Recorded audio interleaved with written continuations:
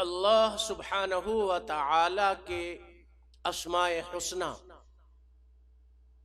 اسم اعظم والے دروس میں ہم نے اس سے پہلے پڑھا تھا کہ اللہ سبحانہ و تعالی کے جو صفاتی نام ہیں جن میں اللہ تعالی کی صفات کو بیان کیا گیا ہے،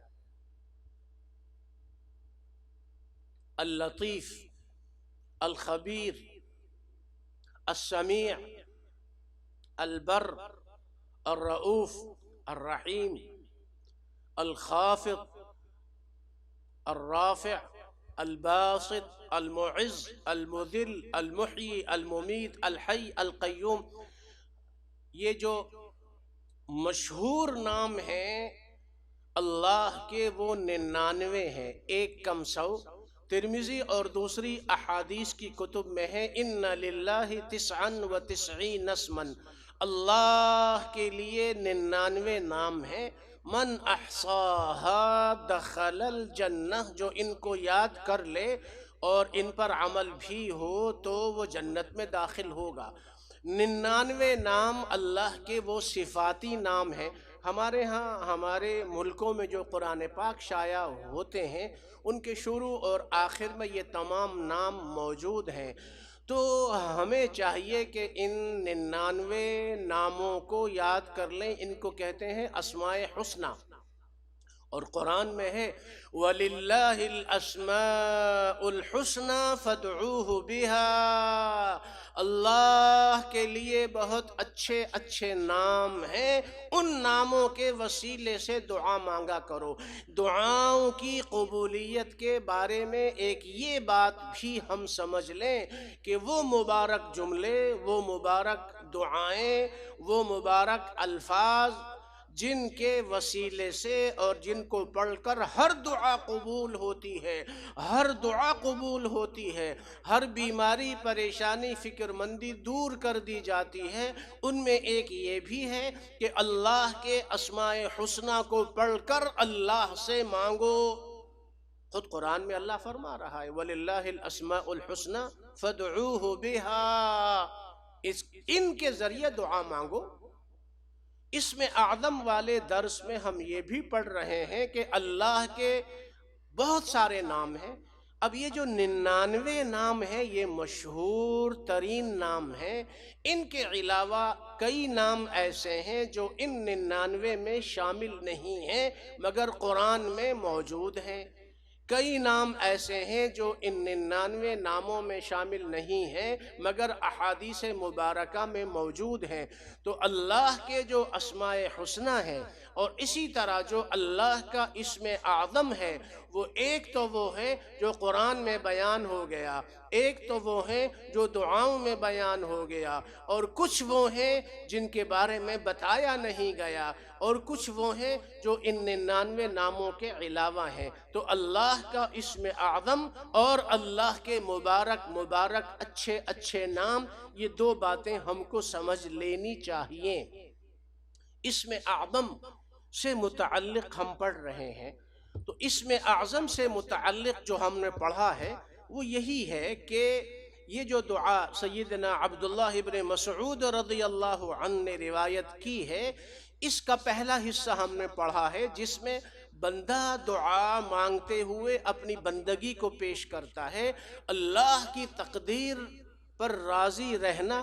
بچپن میں جو 6 کلمے اور ایمان مجمل اور ایمان مفصل سکھایا گیا تھا وہ یوں ہی اٹکل کے طور پر رٹے لگوانے کے لیے نہیں تھا، بلکہ اہل علم اور علماء اور صالحین نے اچھی طرح سوچ سمجھ کر یہ جملے بنائے تھے تاکہ بچپن میں ہر مسلمان بچے کو، ہر مسلمان بچی کو یہ 6 کلمے ایمان مفصل، ایمان مجمل ترجمے کے ساتھ یاد کروا دیا جائے اور اس کو بتایا جائے، تاکہ جیسے جیسے یہ بچہ اور بچی اس کی عمر بڑھے گی اللہ تعالی عقل اور سمجھ نصیب فرمائے گا، یہ زندگی میں پڑھے گا، لکھے گا، کام سیکھے گا، اپنی زندگی میں آگے بڑھے گا، تو ہر قدم پر اللہ کی توحید اللہ کی تقدیر پر راضی اور ایمان لانا، انبیاء اور رسول اور کتابوں اور فرشتوں پر ایمان لانا، یہ تمام چیزیں قدم قدم پر اس بچے اور اس بچی کی حفاظت کریں گی اور اس کے ایمان کو مزید تقویت دیں گی۔ جب بھی کوئی حادثہ ہوگا یہ اللہ کی طرف رجوع کرے گا، یہ مزاروں اور قبروں اور پیروں وغیرہ کے پاس نہیں جائے گا، یہ اللہ کے گھر میں جائے گا، یہ اللہ کے سامنے 2 رکعت نفل پڑھ کر اللہ سے سب کچھ مانگ لے گا۔ یہ ہے عقیدہ توحید خالص، کتاب اللہ اور سنت رسول اللہ صلی اللہ علیہ وسلم کی روشنی میں یہ دعائیں بتائی گئیں اور سکھائی گئیں کہ آمنت باللہ وملائکتہ وکتبہ، اس میں ہے والقدر خیرہ وشرہ، تقدیر کے اچھے اور برا ہونا یہ اللہ کی طرف سے ہے، تقدیر اس میں ذکر ہے، اللہ کی توحید اور شرک کی مذمت ہے، چھٹا کلمہ وہ رد شرک اور رد کفر ہے۔ یہ اصلاح کے لیے اور تربیت کے لیے یہ جملے بتائے گئے اور بنائے گئے۔ اسم اللہ الاعظم سے ہم متعلق اہم باتوں کو پڑھ رہے ہیں۔ اسم اعظم والی اس حدیث مبارک میں یہ بتایا گیا اللہ کی توحید اور حمد و ثنا اور اپنی بندگی، اور اس کے بعد جو اصل موضوع ہے اس دعا کا وہ اب شروع ہو رہا ہے۔ ہم نے بتایا کہ اللہ کا جو اسم اعظم ہے، اسم اعظم کے بارے میں سب سے زیادہ وضاحت والی حدیث صرف یہ ایک ہی حدیث ہے۔ ذرا غور سے پڑھیے اس حدیث کو اور سنیے، اور دعا کا تو ہم نے بتایا کہ یاد کر لیجئے۔ اب ہم اس دعا کے اس مرحلے میں پہنچے ہیں جہاں اصل بات شروع ہوتی ہے، وہ ہے اسم اعظم۔ ہم نے اپنے درس کے شروع میں اسم اعظم والے پہلے درس کے شروع میں سورہ آل عمران کی آیات پڑھی تھیں، اور وہ اس لیے پڑھی تھی کہ وہ آیات بھی اسم اعظم والی آیات ہیں۔ آگے چل کے ہم پڑھیں گے کہ قرآن میں کون کون سی وہ آیات ہیں جن کے بارے میں احادیث مبارکہ میں آیا ہے، اور مفسرین اور اہل علم نے بتایا ہے کہ ان آیات میں اللہ کا اسم اعظم ہے، پڑھو جو مانگو قبول۔ اب آج والے درس کی اس حدیث مبارک میں اسم اعظم کے بارے میں 5 باتیں بتائی جا رہی ہیں۔ پہلی بات یہ، اسألک بکل اسم ہوا لک، اسألک بکل اسم، بکل اسم ہوا لک، اے اللہ میں آپ سے دعا کرتا ہوں، مانگتا ہوں، سوال کرتا ہوں۔ اسألک، میں آپ سے سوال کرتا ہوں یعنی مانگتا ہوں، بکل اسم ہوا لک، ہر اس نام کی برکت سے، ہر اس نام کے طفیل اور ہر اس نام کے وسیلے سے جو آپ کا نام ہے۔ یہ اسم اعظم کی پہلی قسم بیان ہوئی، ہر وہ نام جو آپ کا ہے۔ اب اس میں سب شامل ہو گئے، جو آپ کو پتا ہے، جو آپ کو یاد ہے وہ بھی، اور جو آپ کو یاد نہیں ہے، آپ کے علم میں نہیں ہے وہ بھی۔ اے اللہ میں آپ سے سوال کرتا ہوں آپ کے ہر اس نام کے وسیلے سے جو آپ کا نام ہے۔ یہ پہلی بات۔ دوسری قسم اور دوسری بات اسم اعظم کی یا اسم اللہ الاعظم کی وہ یہ ہے، سمیت بہ نفسک، اور ہر اس نام کے وسیلے سے جو نام آپ نے اپنے لیے رکھا ہے۔ یہ 2 باتیں ہوں، اللہ نے اپنے لیے جو نام رکھے ہیں قرآن میں ہیں اور احادیث میں بھی موجود ہیں، یہ 2 باتیں۔ تیسری قسم اسم اعظم کی وہ ہے، او علمتہ احدا من خلقک، او علمتہ احدا من خلقک، یا ہر اس نام کے وسیلے سے جو آپ نے اپنی مخلوق میں سے کسی کو سکھایا ہے.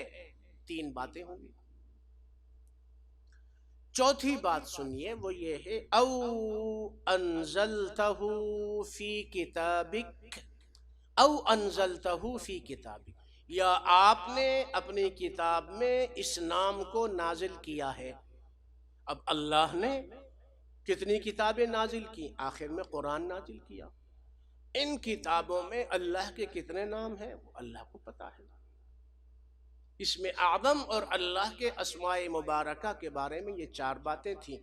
5ویں بات یہ ہے او استأثرت به فی علم الغیب عندک، او استأثرت به، او استأثرت به فی علم الغیب عندک، یا وہ نام جو آپ نے اپنے پاس چھپا کے رکھا ہوا ہے، یعنی علم غیب میں ہے. یہ 5 اسم اعظم کی قسمیں بیان کی.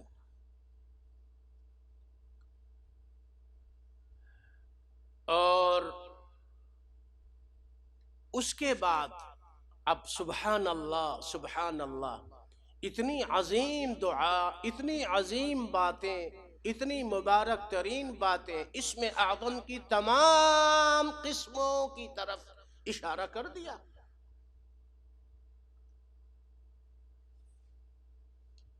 اور اس کے بعد اب جو اصل دعا ہے وہ مانگی جا رہی. اس دعا کے جو حصے ہیں ان میں پہلا حصہ یہ تھا کہ جس کسی بندے کو بھی کوئی غم، ہم، پریشانی، فکر مندی ہو تو اس دعا کو پڑھے.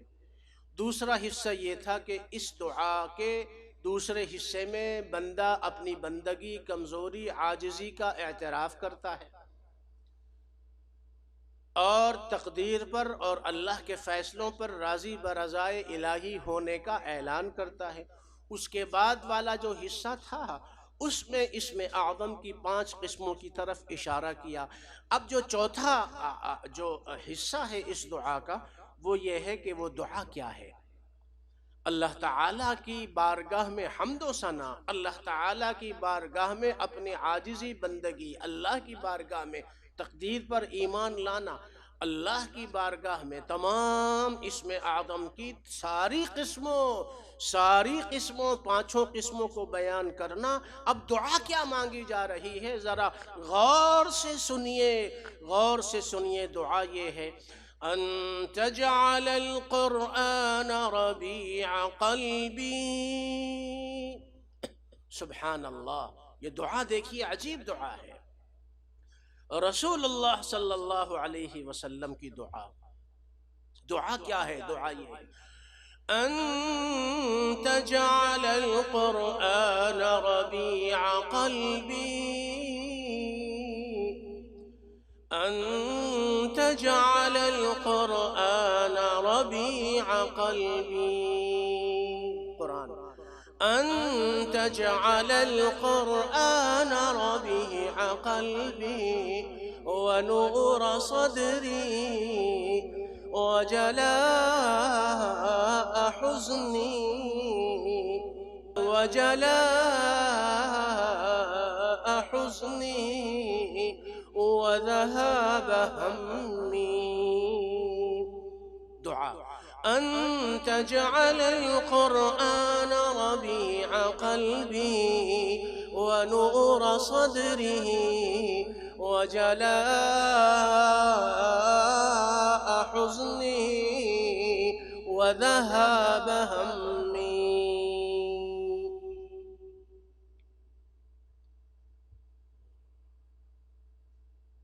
اے اللہ، قرآن کو میرے دل کی بہار بنا دے. ان تجعل القرآن ربیع قلبی، اے اللہ قرآن کو میرے دل کی بہار بنا دے. ونور صدری، میرے سینے کا نور بنا دے.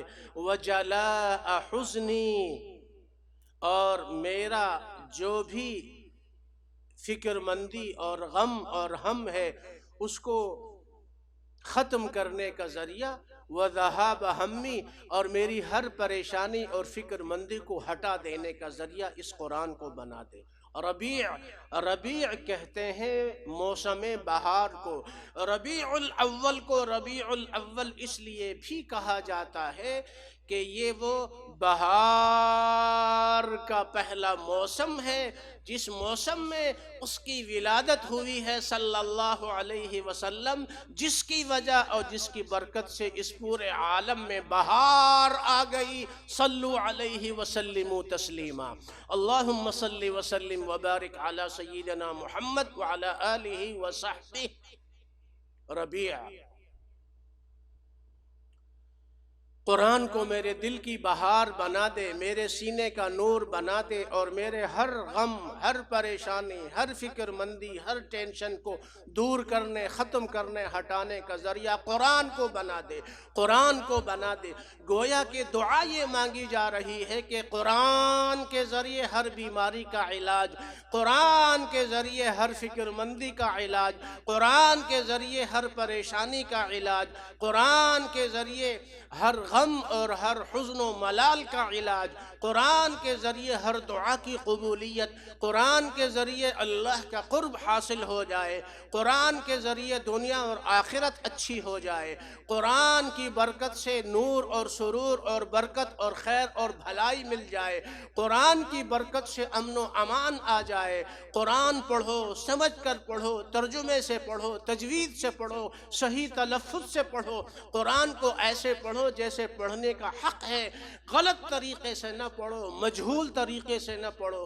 آج کتنے وہ ہیں جو قرآن کا درس دیتے ہیں لیکن قرآن غلط پڑھتے ہیں، کتنے وہ ہیں جو قرآن کا درس دیتے ہیں اور قرآن کے علوم سے ناآشنا ہے، کتنے وہ ہیں جو قرآن کا درس دیتے ہیں لیکن قرآن کے خلاف ان کا عمل ہے۔ تو یہ کم من قارئ یقرأ القرآن والقرآن یلعنہ، کتنے قرآن پڑھنے والے وہ ہیں جو قرآن پڑھتے ہیں اور قرآن ان پر لعنت بھیجتا ہے۔ قرآن صحیح تلفظ سے پڑھو، اپنا تلفظ تو صحیح کرو بھائی، تم قرآن ہی صحیح نہیں پڑھ سکتے، اعوذ باللہ بسم اللہ ہی غلط پڑھتے ہو۔ کتنے ہم نے وہ علم کی طرف نسبت کرنے والے منبر و محراب کے وارث بنے ہوئے ہیں، قرآن غلط پڑھتے ہیں۔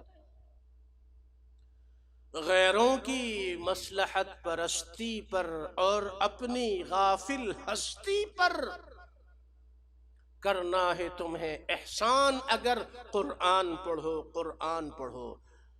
یتلوہ آناء اللیل و اطراف النہار، قرآن پڑھو۔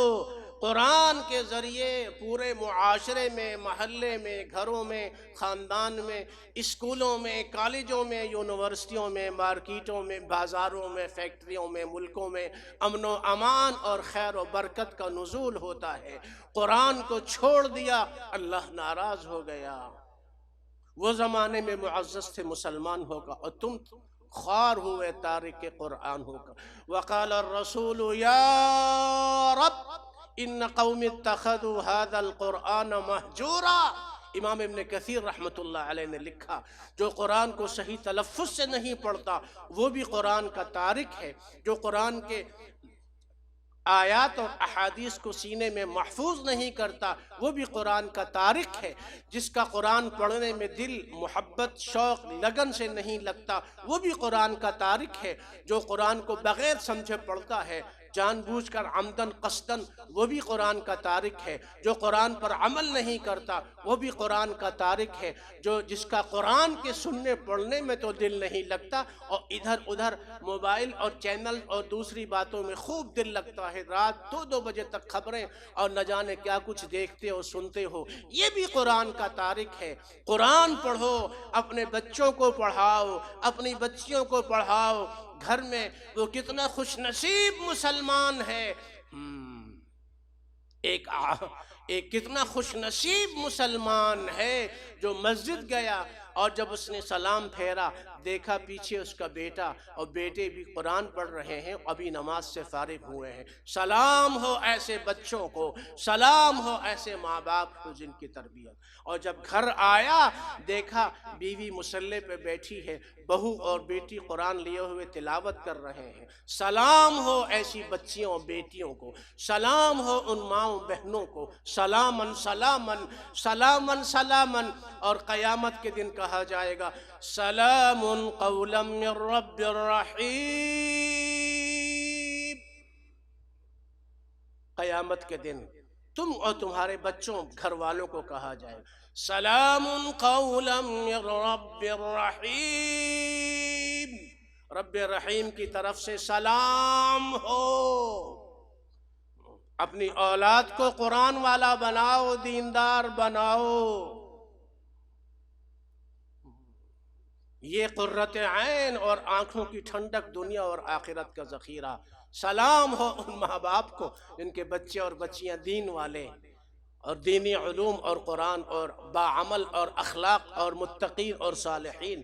اس میں اعظم والا یہ درس ان تجعل القرآن ربیع قلبی، رسول اللہ صلی اللہ علیہ وسلم نے اتنی اہم دعا، تمام اسم اعظم کی ساری قسموں والی دعا، اور یہ بھی بتا دیا کہ اس دعا کو جو پڑھو گے تو اللہ تعالی ہر پریشانی، ہر بیماری، ہر غم کو دور کر کے ابدلہ مکانہ فرجا، اس کے بدلے خوشی فراوانی کشادگی دے گا۔ اتنی اہم دعا، اور دعا میں یہ نہیں کہا گیا کہ ہماری آخرت اچھی بنا دے، ہماری دنیا آخرت اچھی بنا دے، عافیت دے دے، سب وہ بھی حق ہے، مانگنا چاہیے۔